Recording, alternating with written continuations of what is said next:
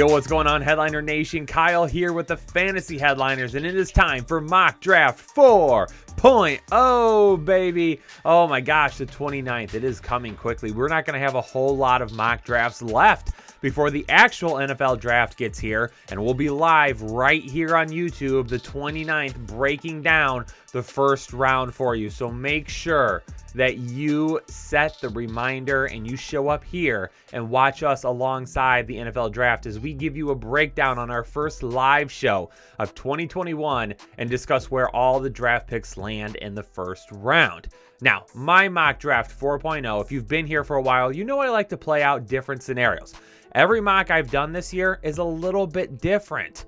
I like to talk through what could happen if. I don't like to just say, this is what I think is going to happen, change it a little bit every once in a while. No, we are going through different scenarios every time that I do this. So Mock Draft 4.0 is going to be talking about really what we see in the media right now. As you look at other mock drafts, if you look at a lot of the reports and things of that nature, this is really what the media is portraying this draft to be right now. And we'll talk a little bit more why we're seeing that as we jump into this mock draft. But I want to do that type of a breakdown this time and give you my thoughts on kind of what the consensus is that we're seeing from the media and why I don't maybe fully believe that or why I do believe it.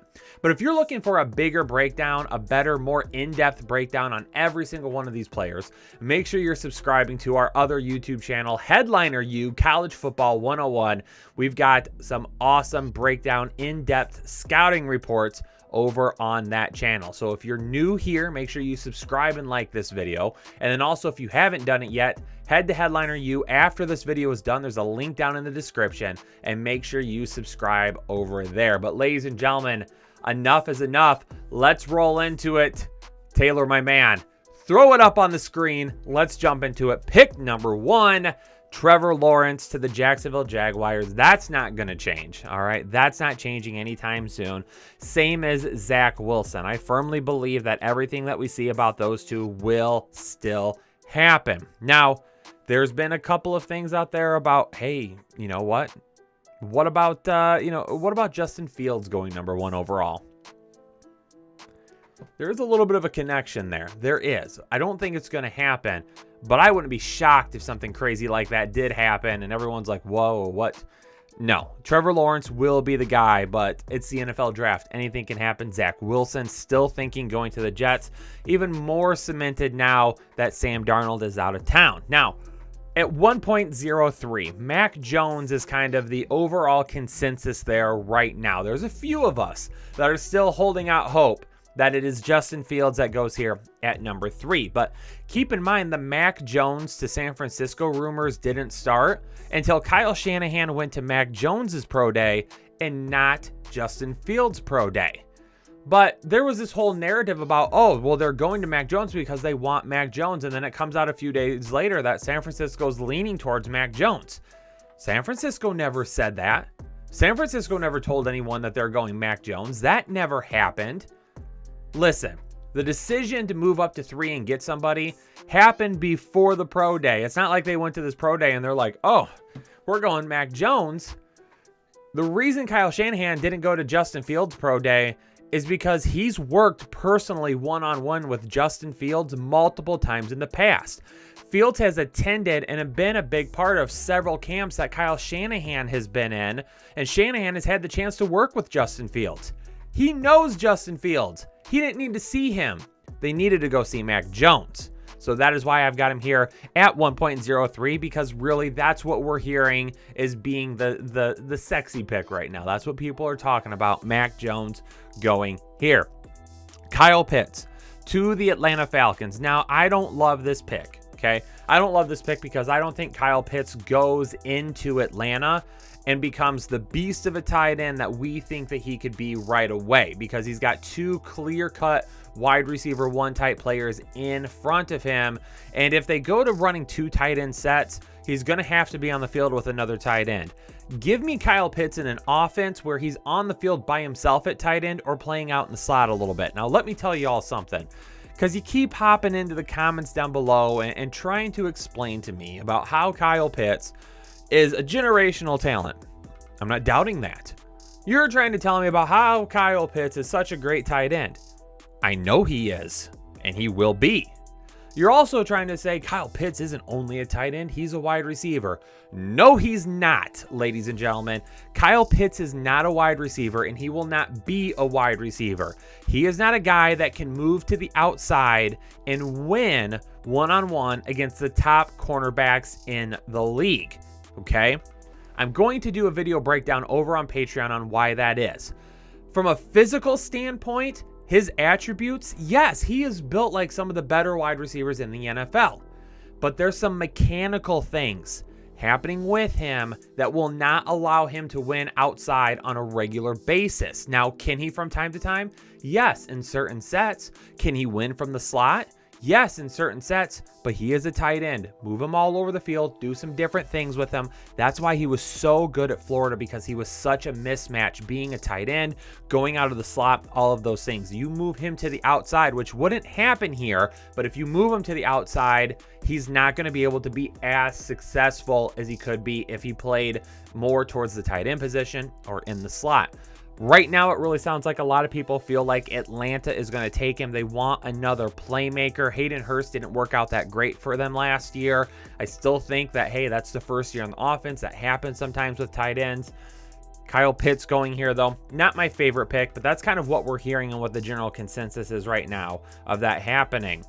For the Cincinnati Bengals, Penny Sewell going here at 1.05. I'm still on board with that. I think a lot of people are. However, there is some Jamar Chase love there as well. It's really it's really split right now. If Pitts falls here, he's the guy. If Chase falls here, he's the guy. Sewell's still the guy here. I'm still going to go Sewell because I think they're going to make the right decision. They're going to say, you know what, we got to protect Joey B, and we got to get Mixon room to run. So then after that, Jamar Chase falling to the 1.06. That makes a lot of sense there. They need another wide receiver one across from Devontae Parker. Parker's not that wide receiver one. He's had one good season where he's kind of shown it. But that was when he had his boy Fitzmagic slinging him the ball, and he was a guy that had nobody else around him to help out. Get him some help over there. Jamar Chase is definitely that guy that can help out. I am starting to see, especially from some of the news outlets in Detroit. Now, I'm originally from Michigan, still a Lions fan. My family's still up there. My dad reads the Detroit papers regularly. He's always talking to me about what he is seeing. And right now, I'm getting the sense that there's some Justin Fields love if he falls, okay? And that's kind of playing through this scenario in this mock is if Mac Jones goes to number 3, where is Justin Fields going to fall to? Because he's more than likely the next guy off the board. Here's the thing. There is going to be 5 quarterbacks taken in the first 10 picks. There should be anyway, and if it doesn't happen, it would shock the hell out of me, okay? No trades in this mock draft, okay? I'm not doing any trades in this one. I did some trades in the last one, and my next one will have quite a few trades. This one, no trades, though. But I'm feeling a little bit of Justin Fields love from the Detroit media, and I don't hate it. And that's why I've got him going here to mix it up a little bit to see what else could happen with some people falling if Justin Fields goes to Detroit here. Because to Detroit here, I've mocked some offensive tackles, and I've mocked some wide receivers as well. I have not mocked a quarterback yet. Justin Fields falling here could potentially shake some things up as other guys fall. For instance, Carolina now, they get themselves a shot at Rashawn Slater. Now, if they had not traded for Sam Darnold, then I would say Trey Lance is 100% going here if Carolina hadn't even moved up at that point. However, they've got Sam Darnold. They've paid a decent price for him, not bad, but you already have Teddy Bridgewater there on a huge contract. You traded for Sam Darnold. Why would you draft a quarterback now? That would make no sense to me. Rashawn Slater, offensive tackle going here. He's very close to being that 1B offensive tackle in this draft. That would be a great steal for them for him to fall that far. The Denver Broncos at 9, taking Trey Lance. A lot of Broncos fans out there tend to disagree with me on this pick. But let me tell you something. I don't hate Drew Lock in any way, shape, or form. But if you have Trey Lance as your quarterback for the next 10 years, ladies and gentlemen, you are going to compete with the Kansas City Chiefs on the offensive side of the ball. The ceiling with Trey Lance is much higher than it will ever be with Drew Lock. If Trey Lance falls here, my God, Denver, pull the trigger, make the pick. And ladies and gentlemen, he is not a project at the quarterback position. He could step in, he could play, and he could do well right away. Would a year help behind Locke? Yeah, and that can help a lot of young quarterbacks. However, the ceiling is ridiculously high with his arm talent and his ability to move in and out of the pocket and to get away from pressure. The Dallas Cowboys getting Patrick Surtain II at quarterback. I think a lot of people right now expect them to go cornerback with that first pick. Don't hate it whatsoever. If they have the ability to trade back, that also would probably help them out because they could still get a good cornerback a little bit later. The New York Giants at pick 11. We have them going with Micah Parsons. For those of you out there that complain about how his name's pronounced, Micah Parsons, linebacker out of Penn State. Definitely a really good fit for them here because they need a little bit of pressure off the edge still. Also having some of that athleticism in the middle of the field will help them as well. We know that secondary is going to be good. We know they're going to create a little bit of pressure on the front of the line. Having some more pressure on the other side really helps out, and Parsons can do that. He can cover in the middle of the field. He can do a lot of different things. The Giants fans might not love this pick. Trust me, you will in a year or two. Jalen Waddle then going to the Philadelphia Eagles. We've talked about that. They have to have a wide receiver. They have to get some talent for Jalen Hurts. Putting him back with another wide receiver that he used to work with back at Alabama in the day would really help him out. The Los Angeles Chargers getting Christian Darrisaw, offensive tackle out of Virginia Tech at 13. Love this pick. Protect Justin Herbert at all costs, and if there's somebody, I want them to get Kyle Pitts. If they can trade up to get Kyle Pitts, that would be what I prefer. But if they don't, getting an offensive tackle is going to be very, very important for them. At 1.14, the Minnesota Vikings could use some help on the edge, but when you've got a guy like Elijah Vera Tucker, interior offensive lineman out of USC, that you can bring in and put into your offensive line right away, you absolutely have to do it because he's good in pass protection, but he's also very athletic and great on the ground with the run. And obviously you're going to be doing that a lot with Dalvin Cook. This is a guy that can sweep out, can pull from the guard position, get out in front of Cook, get down the field, get blocks for him, everything that you need in an interior offensive lineman. Now, because of everything that's happened so far, a guy that falls, last year's Heisman Trophy winner, Devonta Smith, wide receiver out of Alabama, falling to New England at 1.15. A lot of Patriots fans are going to be like, but we just signed 8,000 wide receivers. You didn't sign anyone nearly as good as Devonta Smith. And not only that, with some of the reports coming out recently about Julian Edelman and possibly not being able to have the health to make it through this season, it is going to be really, really important that you have a guy like Devonta Smith. You know what he can do really well? Move to the slot position and absolutely dominate opposing defenses. This guy is going to be such a mismatch if he's in the slot. It is insane to even think about. I like him potentially moving in there. You've got some guys that you've already signed on the outside. Smith can go either or. You get a versatile weapon that you 100% need for Cam Newton. Give me some Devonta Smith there. I think that Patriots fans would end up being very happy with that pick later on. The Arizona Cardinals, we know they've done some work on that defense. Let's get him one of the top cornerbacks in this class. J.C. Horn making a lot of moves up draft boards recently. Not really known until his pro day by a lot of people, and this is a guy now that some think is the cornerback one in this class.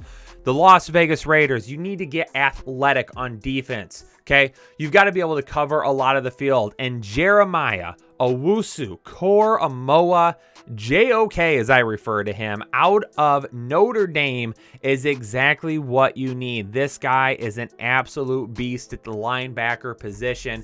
He can cover any part of the field. He can stay with slot wide receivers. He can cover tight ends. He can do anything that you want at the linebacker position. Las Vegas needs a guy like him at linebacker to help be the voice and lead that defense. The Miami Dolphins, they've already went and got one of their offensive weapons. Now they're going to get a guy that a lot of people think is the edge one in this class. Kwity Paye out of Michigan. This is the first mock draft that I have done where I've had Kwity Paye being the first edge off the board. And the reason that I've got him going now is because I think it's starting to kind of become that media consensus that Kwity Paye is the edge one. I don't 100% agree with that. Even being a Michigan guy myself, I don't agree with Kwity Paye being the offensive lineman or the defensive edge one.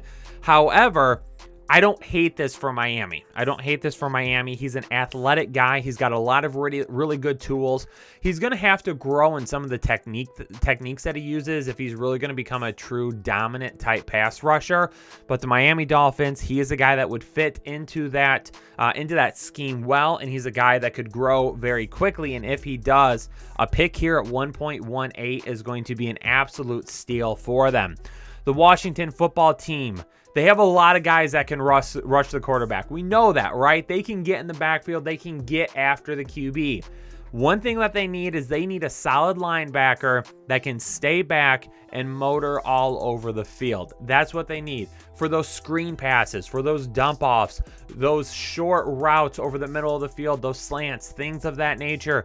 Zaven Collins is that type of motor that you need in the middle of the field, and he is the exact person that a guy like Riverboat Ron Rivera would want on his defense. Zaven Collins going to the Washington football team at pick 19 and pick 20. Caleb Farley falling to Chicago, okay? A lot of Chicago fans be like, we don't. Listen, you got to replace one of your starting cornerbacks, okay? Caleb Farley, before the back injury popped up, was the cornerback one in this class. I've talked to our very own Dr. Ethan Turner about Caleb Farley. He should be ready for training camp. And what happened, there's not really a whole lot of long-term issues that you need to worry about. Like with every player, yeah, something could end up popping up. I'm not saying that it's not going to happen or the chances are 100% he's going to be fine for his entire career. But this type of talent, a guy that probably should go in the top 10 based on talent alone, falling to you at 1.20 when you're going to have to stop that division that you play in, get Caleb Farley right here. It would be an excellent pick for you. The Indianapolis Colts would not be surprised if they tried to make a move in the first round of the draft. They need an offensive tackle desperately. Tevin Jenkins, a guy that's making a lot of moves up draft boards right now. A lot of media members have been looking at him and saying this is a guy that maybe wasn't a first-round talent at one point, but is making leaps up into that realm. And going here right about 1.21 is not bad. He's got a pretty safe floor. I like his ceiling, but even if he doesn't reach that ceiling, he should still be a good offensive tackle for years to come. Terrace Marshall Jr. going to the Tennessee Titans at pick 22 out of LSU. I tell you what, Terrace Marshall Jr. for a while now has been one of my favorite prospects to keep an eye on. This wide receiver class is very, very deep, and he is one of the latest guys to make moves up draft boards. This is a guy that the numbers don't really pop off the board to you, but why would they? He's played with Justin Jefferson. He's played with Jamar Chase. He's played with CEH. He's played with some really good pass catchers. His numbers don't pop off the charts because of that. But when you watch this guy play, when you see the motor, when you see the route tree, when you see the tape, he is a definite wide receiver one at the next level. I absolutely love him for Tennessee, playing on the opposite side of A.J. Brown. Oh, baby. Whoa. Whoa. Oh, man. Listen, Ryan Tannehill, you're going to have another great year. Derrick Henry, you're going to have another great year. This is a weapon that they need to replace. Old Corey Davis there on the other side. Number 24 overall, Baron Browning to the Pittsburgh Steelers. Browning is another guy, okay? The media right now moving this guy up draft boards, okay? I liked him at one point in time. I had him kind of as a mid, maybe early-ish second-round pick. So even myself, I've been getting a little bit higher and a little bit higher on him. Even my boy Chris Chouse and Chris Kennedy over on Headliner U, they've talked about him a lot. In our linebacker video last week, we talked about him a little bit. Baron Browning is a guy that in Pittsburgh playing next to Devin Bush, who will be back from injury this year. You've got TJ Watt. Baron Browning is definitely a guy that fits very well in that defense. You're gonna need some help there at linebacker. That defense needs a little bit on the inside. You need a little bit on the edge. Baron Browning can do a little bit of everything. He can get in the backfield. He can stay back and protect against the run. He can go after some guys in coverage. He's definitely a guy that would fit in very well for you. Jacksonville at 1.25. Jalen Phillips, the guy that is my edge one in this class, kind of falling a little bit because of some issues with the medical kind of evaluations of him. There's some concerns about him from a medical standpoint. So the media right now is kind of playing that up, and he's kind of starting to fall in a lot of rankings. So when you get a guy like this falling to you, Jacksonville, when you need a whole lot on your team, when you get a guy like this that, if it weren't for those medical issues, would be the clear-cut number one edge overall top 15 pick, you make a run at him. At number 26, the Cleveland Browns. They definitely need somebody on the other side of Myles Garrett. Azeez Ojulari, edge out of Georgia, is that pure rusher. This is a guy that is going to be like what we've seen Jadeveon Clowney turn into, a guy that plays on the edge, is consistently putting pressure, trying to get into the backfield. That is what Azeez Ojulari is going to end up becoming, one of those guys that will be consistently just applying pressure over and over and over. Kind of, like what you see and what they've instituted out there in Denver, right? With Von Miller, Bradley Chubb, guys that are consistently a Von Miller type, a guy that's going to just be pressuring the quarterback over and over and over. At number 27, Baltimore also needs to replace the edge rush. Gregory Rousseau is a guy that's really kind of up and down right now. The media is all over on this guy. At one point, he was a mid-first round pick. I've seen him anywhere going from probably the late second. I've still got a late first round grade on him. I really like him. He's very, very raw technique-wise. Everything is there from a skill set. What you would want is an athlete. This is a guy that you want on your team. Tech-wise, yeah, technique, we're going to have to do a little bit of growing. Kind of related him to Brian Burns. Brian Burns is a guy coming out, had everything. It was an absolute freak. It was just, part of the technique. That was a concern. However, Brian Burns made a big leap in 2020, and I think you're going to see the kind of the same thing with Gregory Rousseau. Baltimore Ravens kind of get that edge rusher that they need. The New Orleans Saints, you need a quarterback. Greg Newsome, a guy that doesn't pop off. He's not a guy whose tape says, holy crap, this guy is going to be just an amazing NFL player. Greg Newsome's tape, it tells me he's going to be a very good NFL player. He's just going to get the job done. That's what you want, and the Saints need a guy like that. The Green Bay Packers, we've been begging for the last couple of years, get Aaron Rodgers weapons. Rashad Bateman is a guy that I absolutely love going into this offense. I think he's a guy that could play on the outside and you could move somebody inside. He's a guy that could play on the inside. You could keep MVS and Allen Lazard on that. It doesn't matter. Rashad Bateman is a guy that absolutely brings a little bit of versatility and is a much better weapon as a wide receiver too than what Aaron Rodgers has had in quite some time.